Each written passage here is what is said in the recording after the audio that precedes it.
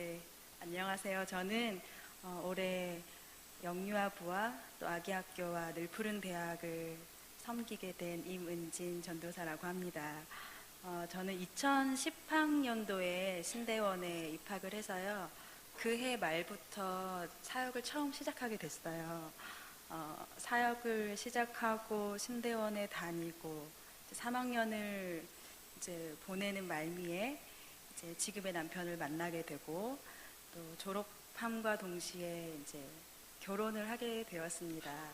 결혼하고 또 아이를 가지고 아이를 또 임신하게 돼서 아이를 낳을 때가 첫째 아이를 낳을 때가 돼서 잠시 사역을 내려놓게 되었는데요. 사역을 하지 않는 그 시간에도 하나님께 계속 기도했던 것 같아요. 하나님, 저에게 두 번째 사역지는 어떤 교회로 인도해 주실 건가요? 하고 날마다 정말 기도했습니다. 예비하신 교회를 만나게 해달라고 기도했는데 이렇게 좋은 구의 교회에 오게 되어서 하나님께 얼마나 정말 감사하고 있는지 모릅니다. 하나님께서 저에게 첫 번째로 맡겨주신 사역 부서가 어디였냐면 4세와 5세 영유아부였어요. 그러니까 이전 교회에서.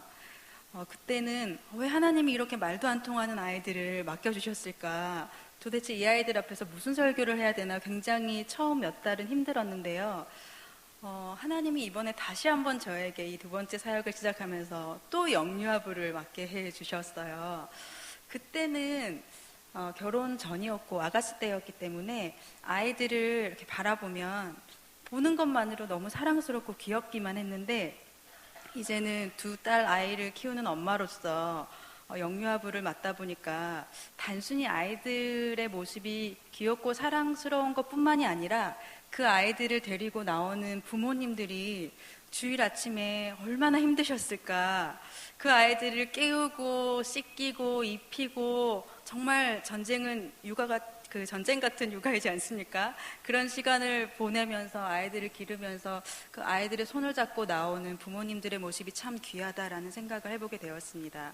그러면서 오늘 오후 찬양 예배에 참석하시는 성도님들을 바라보시는 하나님의 마음은 어떨까 생각하게 되었을 때 우리는 뭐 당연스럽게 날씨가 춥든 비가 오든 눈이 오든 하나님 앞에 나아오지만 우리의 믿음이 크든지 작든지 하나님께서 이곳에 발걸음을 옮긴 우리 성도님들을 참 귀하게 생각하시겠다라는 생각이 들었습니다. 그런 의미에서 우리 옆에 있는 성도님들에게 성도님은 참 귀하십니다라고 인사 나누겠습니다. 성도님은 참 귀하십니다. 적어도 두 분에게는 인사하시고 한 번 더 인사 나누실 때는 하나님께서 성도님을 귀하게 여기십니다라고 인사하겠습니다. 하나님께서 성도님을 귀하게 여기십니다. 네, 제가 설교의 제목을 하나님의 마음이라고 정했는데요. 하나님의 마음이라는 제목의 책이 있을까 싶어서 검색을 해봤더니 여러 책이 있었어요. 한번 들어보세요. 하나님의 마음에 합한 사람, 주기도문은 하나님의 마음입니다. 하나님의 마음을 닮아가는 아이, 하나님의 마음을 움직이는 기도, 하나님 아버지의 마음, 하나님의 마음 100일 묵상, 100일 동안 묵상해야 되는 거죠. 열방을 향한 하나님의 마음, 이렇게 하나님의 마음이라는 용어를 담은 책이 굉장히 많이 있더라고요. 성도님들께서는 만약에 하나님의 마음이라는 단어를 처음 딱 듣게 된다면 어떤 생각이 우선 드십니까?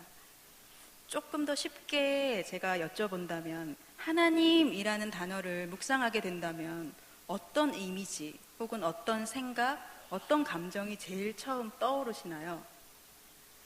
제가 한 10여 년 정도 전인 것 같은데 그때 친한 친구 중에 한 명이 저를 찾아와서 이렇게 얘기하는 거예요. 은진아, 나는 하나님이 너무 무서워. 왜? 하고 물었더니 내가 교회 빠지면 하나님이 나한테 큰 벌을 줄 것 같고 하나님 앞에 조금이라도 책 잡힐 만한 행동을 하면 하나님이 나한테 큰 벌을 주실 것만 같아서 하나님이 너무 무섭게 느껴져 라고 얘기하는 거예요. 근데 그때 그 비슷한 시기쯤에 제가 그때 고등부, 중고등부 교사를 하고 있었는데 저희 교회 담임 목사님 아들이 있었어요. 저한테 와서 이러는 거예요. 선생님, 저는요 하나님이 너무 좋아요. 저한테 하나님은 어떤 분이시냐면 이것 달라고 하면 이거 주시고 저것 달라고 하면 저거 주실 수 있는 분 같아요. 하나님은 저한테 그런 분이에요. 이렇게 얘기하는 거예요. 제가 그때 이 상반된 이야기를 들으면서 참 이상하다. 우리가 같은 하나님을 믿는데 왜 한 사람은 하나님을 이렇게 무서워하고 한 사람은 이렇게 마냥 하나님을 좋아하고 뭐든지 하나님께는 요구할 수 있는 그 사람에게는 왜 하나님이 그렇게 자리하고 있을까라는 생각을 해보게 되었어요. 제가 만약에 이 자리가 예배의 자리가 아니라 성경 공부나 이렇게 대화할 수 있는 자리라면 성도님 한 분 한 분에게 여쭤봤을 것 같아요. 우리 집사님에게, 권사님에게, 우리 성도님에게, 우리 전도사님들에게 하나님은 어떠한 분이신가요? 전도사님들을 향한 또 우리 성도님들을 향한 하나님의 마음은 무엇인가요? 어떨 것 같나요? 라고 여쭤보고 싶은데요. 우리가 하나님을 믿게 된 경로가 다 다르잖아요. 그리고 때로는 어떤 분들은 교단도 다른 교단에서 신앙생활을 어렸을 때 하셨을 수도 있어요. 그리고 영적 지도자가 우리에게 주시는 말씀의 스타일도 다르고 또 우리의 육신의 부모와의 관계가 하나님과의 관계에 미치는 영향도 있기 때문에 가족들이 나에게 어떻게 행동했는지도 다 다르고 또 무엇보다 하나님이 우리 각자에게 역사하시는 방법이 다 다르기 때문에 제가 성도님들을 향한 하나님의 마음은 이것입니다 라고 함부로 단정지어서 이야기할 수는 없습니다. 하지만 하나님께서 성경을 통하여 수많은 사건들을 우리에게 말씀하고 계시는데 성경에 나와 있는 그 일련의 사건들을 통해서는 우리를 향한 하나님의 뜻이 무엇인지 우리가 알 수가 있습니다. 좀 더 제가 직접적으로 얘기하면 알아야 합니다. 하나님의 마음이 무엇인지 성도님들 한 분 한 분을 향해 하나님이 가지고 계신 그 기본적인 하나님의 마인드가 무엇인지 우리가 알아야 한다는 것입니다. 아마도 오늘 로마서 5장 6절에서 8절 말씀을 아까 읽으시면서 그래, 하나님의 마음은 이 말씀이겠지. 하나님이 그리스도 예수를 통해서 우리에게 보여주는 그 확증된 사랑, 그것이 하나님의 마음이겠지라고 이미 다 짐작하셨을 거예요. 그리고 이 말씀을 읽기 전에도 우리는 이제 제목만 보면 알잖아요. 하나님의 사랑, 하나님의 마음 하면 하나님은 사랑의 하나님이시니까 이러이러하겠지라는 생각이 이미 딱 떠오릅니다. 그런데 우리가 우리의 머리로는 하나님이 우리를 얼마나 사랑하시는지 잘 알고 있지만 사실 우리의 마음은, 우리의 가슴은 하나님이 우리를 그 아들 예수님을 죽이시기까지 사랑하신다는 그 사실을 받아들이기가 참 힘이 들 때가 많습니다. 왜 그럴까요? 저도 사실 지난 일주일 동안의 삶을 되돌아보면 하나님, 예수님을 통해 그 사랑을 보여주셔서 감사합니다라는 기도보다는 다른 기도를 더 많이 했던 것 같아요. 왜 그럴까요? 왜 우리는 하나님의 사랑을 머리로는 알고 있지만 삶 속에서는 그 사랑을 잘 기억하지 못할까요? 사실은 우리의 삶에는 그런 하나님의 사랑과 은혜를 지속적으로 기억하기에는 참 녹록치 않은 삶들을 우리가 살고 있기 때문입니다. 여러 가지 문제 상황들이 있고 남들에게 말할 수 없는 비밀도 있고 하나님 앞에 간구하는 여러 가지 기도 제목들이 있잖아요. 그래서 우리가 그런 기도를 물론 하고 있지만 물론 그런 기도들을 통해서 하나님이 반드시 역사하시는 줄 저는 믿습니다. 우리의 크고 작은 모든 기도 제목에 하나님이 응답하시는 분이라고 하잖아요.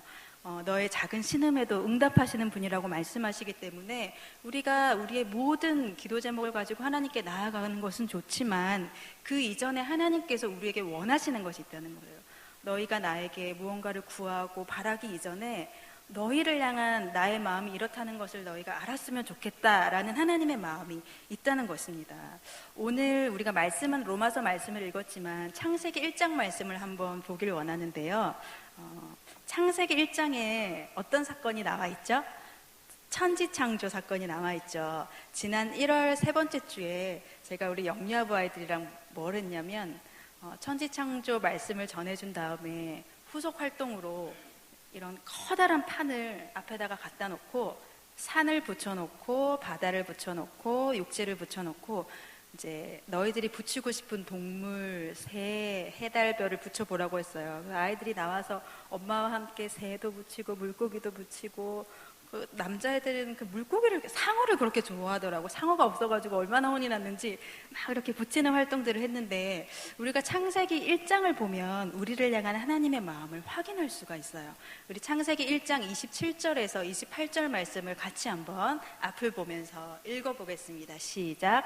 하나님이 자기 형상 곧 하나님의 형상대로 사람을 창조하시되 남자와 여자를 창조하시고 하나님이 그들에게 복을 주시며 28절도 보여주시겠어요? 하나님이 그들에게 복을 주시며 하나님이 그들에게 이르시되 하고 번성하여 땅에 충만하라 땅을 정복하라 바다의 물고기와 하늘의 새와 땅에 움직이는 모든 생물을 다스리라 하시니라. 아멘. 하나님이 남자와 여자를 창조하신 후에 무엇을 가장 먼저 했다고 나오나요? 하나님이 그들에게 무엇을 주시며 복을 주시며 복을 주셨다는 표현이 나옵니다. 하나님이 너 이거 해, 너 이거 해, 너 이거 해 하고 뭔가 명령을 하시기 전에 하나님이 우리에게 복을 주셨다는 거예요. 물론 해석에 따라서는 하나님이 사람에게 그런 명령을 주신 것 자체가 복이다 라고 해석을 할 수도 있지만 중요한 것은 하나님이 천지 만물을 짓고서 그걸 다스릴 사람이 없어서 사람을 만든 게 아니라는 거죠. 하나님이 뭔가 사람을 만들어 놓고 너 이거 해, 너 저거 해 시키기 위해서 단순히 사람을 만든 것이 아니라 우리에게 복을 주고 싶으신 하나님이셨다는 것입니다. 무엇이 복입니까? 아담과 하와에게 무엇이 복이었을까요? 에덴 동산에서 하나님과 함께 거닐며 하나님과 동행하고 교제하는 것, 하나님과 함께하는 것 그 자체가 복이었는 줄 믿습니다. 담임 목사님께서 늘 말씀하시죠. 임마누엘 축복 받으세요. 제가 이 교회 오기 전에 한 전도사님이 저에게 그랬어요. 우리 교회 오면 그 얘기 제일 많이 들으실 거예요. 임마누엘 축복 받으세요. 그랬는데 교육자실에 있으면 한 번씩 담임 목사님이 불쑥불쑥 들어오세요. 임마누엘 축복 받으세요 하면서 들어오세요. 그럼 저도 모르게 자리에서 일어나서 아멘 하는데요. 임마누엘이 뭡니까? 하나님이 우리와 함께 계시다라는 뜻이잖아요. 하나님이 우리와 함께하는 것 그 자체가 복이라는 거예요. 요셉 이야기 잘 아시죠? 창세기 39장에 보면 요셉 이야기가 쭉 나오는데 창세기 39장 2절 말씀을 한번 볼까요? 다 같이 읽어보겠습니다. 여호와께서 요셉과 함께 하심으로 그가 형통한 자가 되어 그의 주인 애굽 사람의 집에 있으니 요셉이 보디발의 집에 잡혀왔을 때 잡혀왔다는 표현보다는 노예로 끌려왔다라는 표현이 정확하겠죠. 보디발의 집에 왔을 때 하나님께서 요셉과 함께 하셨다라고 표현하고 있습니다. 같은 39장에 23절 말씀도 한번 읽어보겠습니다. 요셉이 감옥에 있을 때의 사건인데요. 같이 읽겠습니다. 간수장은 그의 손에 맡긴 것을 무엇이든지 살펴보지 아니하였으니 이는 여호와께서 요셉과 함께 하심이라. 여호와께서 그를 범사에 형통하게 하셨더라. 보디발의 집에서도 함께 하셨던 하나님이 감옥에서도 요셉과 함께 하셨다라고 이야기하고 있습니다.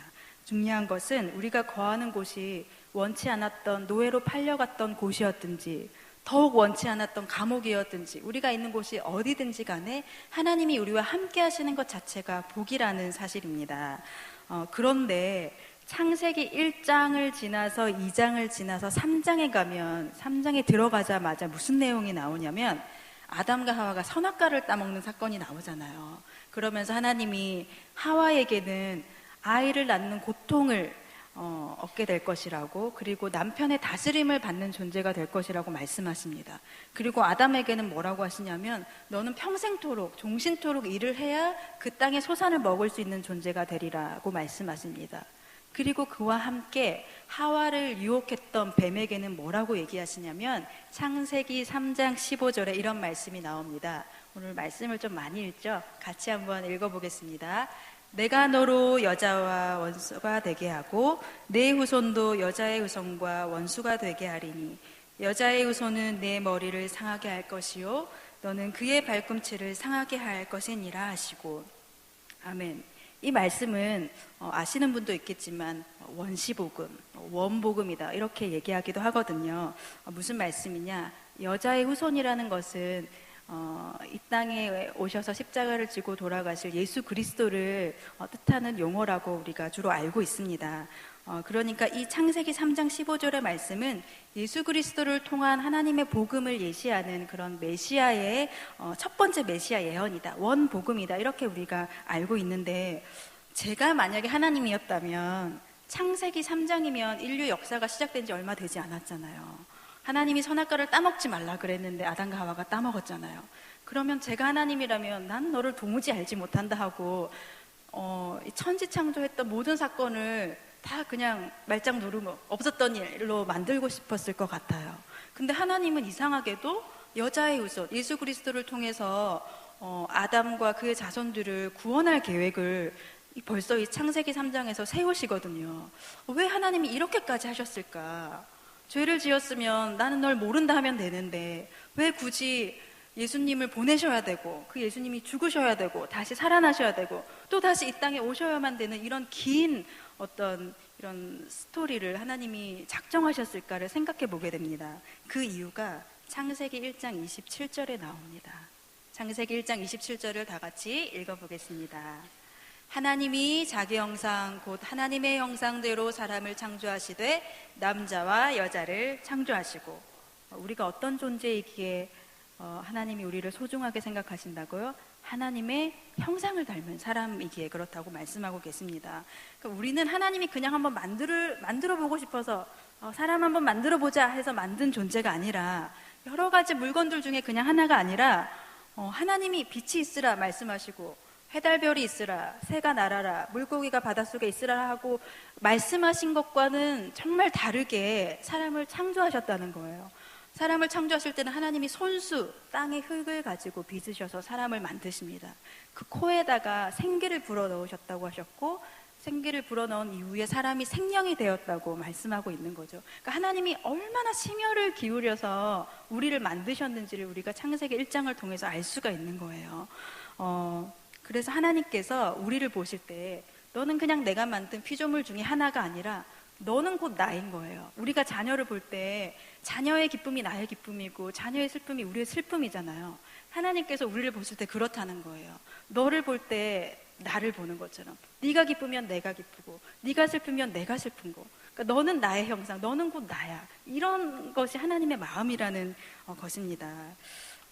제가 몇 년 전에 고등학교 3학년 부서에서 설교할 수 있는 기회가 있었어요.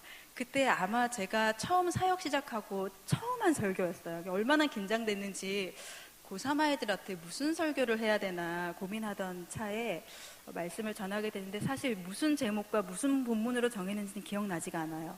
다만 설교의 말미에 제가 아이들에게 했던 질문은 생각이 납니다.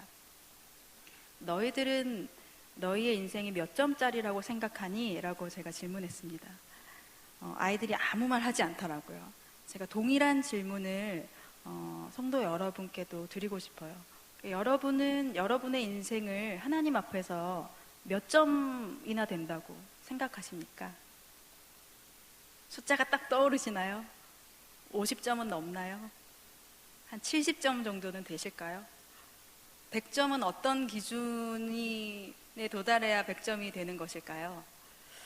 제가 이 질문을 만약에 하나님께 드린다면 하나님이 뭐라고 대답해 주실까를 고민해 봤어요. 하나님, 도대체 우리는 하나님 앞에 몇 점짜리 인생입니까? 하나님, 내 인생은 하나님 앞에 몇 점짜리 인생입니까? 라고 물어본다면 하나님이 이렇게 대답하실 것 같아요. 너는, 긴장되시죠? 너는 내가 내 아들 예수의 목숨값과 바꾼 내 아들 목숨짜리 인생이야 라고 하나님이 대답하실 것 같습니다. 우리는 예수님짜리 인생인 거죠. 누가 물어보시면 당당하게 얘기하셔야 되죠. 나 예수님짜리 인생이야, 나 이런 사람이야 라고 얘기하셔야 되는 거죠. 너는 특별하단다라는 동화책을 보신 적이 있는지 모르겠어요. 알고 계시는 분들도 있고 모르시는 분들도 계실 텐데 이게 맥스 루케이도라는 미국의 유명한 목사님이 지으신 동화책이에요. 1권도 있고 2권도 있는데 저는 오늘 1권의 이야기를 잠깐 해드릴까 합니다. 예수 믿지 않는 엄마 아빠들도 이 책을 사서 아이들에게 많이 읽어주곤 하는데요. 하나님이라는 용어는 나와 있지 않지만 그 이야기 자체가 굉장히 어떤 중요한 메시지를 담고 있어요. 이 책에는 나무 사람들이 살고 있어요. 그러니까 한 마을에 한 목수가 만든 여러 나무 사람, 마치 피노키오처럼 나무로 만든 사람들이 살고 있었답니다. 그 마을에는 펀치넬로라는 나무 사람도 살고 있었어요. 얘가 펀치넬로예요. 보이시죠? 네, 그런데 이 마을 사람들은 금빛 별표가 든 상자와 회색 동그란 점표가 든 상자를 늘 이 상자 두 개를 들고 다니면서 서로에게 별표 스티커를 붙여주기도 하고 동그란 회색깔 점표 스티커도 붙여주기도 했어요. 그런데 예쁘고 재주가 뛰어난 나무 사람들은 당연히 별표 스티커를 받았겠지만 실수가 많고 뭔가 하찮아 보이고 재주가 없는 사람들은 회색깔 이 점표를 받았습니다. 펀치넬로는 어떤 스티커를 받았을까요? 펀치넬로는 언제나 점표 스티커만 받았어요. 왜냐하면 재주를 부리려고 덤블링을 해도 뭐 모자가 벗겨진다든지 아니면 말투가 웃긴다고 너는 점표 스티커 받아야겠다. 야, 너는 너무 웃긴다. 넌 하는 게 너무 웃겨 하면서 그냥 틈만 나면 펀치넬로한테 사람들이 이 점표 스티커를 붙여주는 거예요. 점표 스티커가 많다고 또 붙여주고 계속 이 별표는 하나도 받지 못한 채 점표 스티커만 받다 보니까 이제 펀치넬로가 사람들 앞에 서는 게 두려워지고 점표 스티커를 받은 친구들과 있을 때만 마음이 편안해지는 거예요. 그런데 어느 날 펀치넬로가 루시아라는 여자아이를 만나게 됩니다. 그런데 너무 신기한 게 이 여자아이한테는 별표 스티커도 없고 점표 스티커도 없는 거예요. 그래서 루시아야, 왜 네 몸에는 어떤 스티커도 붙지 않지? 붙이려고 해도 금방 떨어지는 거예요. 어떻게 이런 일이 일어나지? 하고 루시아한테 물어보니까 루시아가 이렇게 대답해요. 나는 그냥 저기 언덕에 사는 우리를 만든 엘리 목수 아저씨를 날마다 만나러 가는 것 뿐이야. 너도 한번 만나러 가봐. 이렇게 얘기를 합니다. 근데 그 얘기를 들은 펀치넬로가 잠깐 고민을 해요. 난 점표가 너무 많은데 그 아저씨 만난다고 이게 점표가 뭐 사라지겠어? 이렇게 고민하다가 결국은 용기 있게 그 목수 엘리 아저씨를 만나러 가게 됩니다. 아저씨가 뭐라고 했을까요? 처음에는 그림 보이시죠? 아저씨가 너무 큰 거예요. 아저씨에게 이렇게 다가가려고 했지만 너무 두려워서 말도 못 꺼낸 채 이렇게 슬 돌아서려고 했을 때 엘리 아저씨가 펀치넬로를 부릅니다. 펀치넬로야, 펀치넬로야 하고 부르시더니 펀치넬로를 그 손에다가 이렇게 번쩍 안아 들어가지고는 그 엘리 아저씨의 눈 앞에 눈과 눈을 이렇게 마주 보면서 아저씨가 이런 얘기를 하십니다. 다른 나무 사람들이 널 어떻게 생각하는지는 중요하지 않단다. 나는 그것에 상관하지 않는단다. 그리고 너도 그럴 필요가 없다고 생각해. 나는 네가 아주 특별하다고 생각한단다. 왜냐하면 내가 너를 만들었기 때문이지. 이렇게 얘기하니까 펀치넬로가 무슨 말씀을 하시는지 잘 모르겠어요. 이렇게 얘기를 해요. 그랬더니 목수 아저씨가 또 이야기합니다. 나는 네가 날마다 나를 찾아오기를 기다리고 있었어. 그 스티커는 네가 그 스티커에 신경을 쓰기 때문에 붙는 것이지 네가 나를 신뢰하면 신뢰할수록 그 스티커는 신경 쓰지 않게 된단다. 이제부터 날마다 나를 찾아오너라. 내가 너를 얼마나 아끼는지 매일매일 말해줄게. 이 이야기를 듣고 펀치넬로가 이게 무슨 말이지 하고 이렇게 돌아서면서 집으로 이렇게 가려고 하는데 등 뒤에서 목수 아저씨가 또 한 번 얘기합니다. 펀치넬로야, 꼭 기억하렴. 내가 너를 만들었고 너는 아주 특별하단다. 나는 잘못된 건 만들지 않는단다. 이렇게 말씀을 목수 아저씨가 하게 됩니다. 여러분, 펀치넬로가 집에 가는 길에 무슨 일이 일어났냐면 몸에 그 잔뜩 붙어있던 점표 중에 하나가 이렇게 하늘로 멀리 탁 하고 떨어지더니 그 점표가 사라지는 거예요. 그러면서 이제 그 동화가 끝나게 되는데 이제 우리가 미루어 짐작할 수 있죠. 펀치넬로가 이후에 엘리 목수 아저씨를 만나러 갈 때마다 그가 얼마나 더 존귀한 존재로 변화되어 갔을지를 우리가 생각해 보게 됩니다. 오늘 하나님의 마음이라는 설교를 준비하면서 사실 이 설교에는 부제가 있었어요. 부제, 부연하는 제목이죠. 부제는 이것이었습니다. 사랑한다, 사랑한다, 사랑한다. 이렇게 제목을 정하려다가 너무 직접적인 표현 같아서 하나님의 마음이라고 이렇게 제목을 붙였는데요. 아까 이야기했듯이 우리는 몇 점짜리 인생입니까? 예수님짜리 인생입니다. 지금 우리 앞에 우리 개개인의 상황이 다 다른 거예요. 우리 문제 상황 앞에 하나님이 인도해 주실 해결점도 다르고 응답도 다르고, 하지만 우리의 상황들은 다르지만 하나님께서 우리에게 가지고 계신 그 기본적인 마인드는 같은 거예요.